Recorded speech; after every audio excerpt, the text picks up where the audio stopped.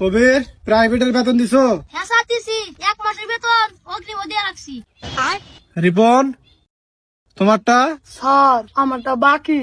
আচ্ছা, কোনো সমস্যা নাই, কোনো সমস্যা নাই। কবির, তুমি বলো তো 1 আর 2 কত? স্যার 3।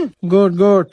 রিপন, 2.5 টাকা আর 125 পয়সা কত হয়?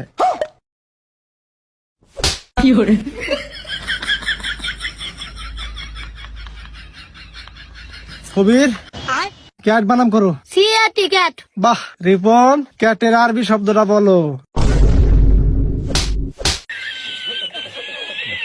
হারামজাদা। কবির, বলো তো বাংলাদেশের বর্তমান সরকারকে?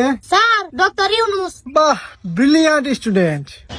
রিপন, তুমি বলো তো ডক্টর ইউনুসের নানার নাম কি? স্যার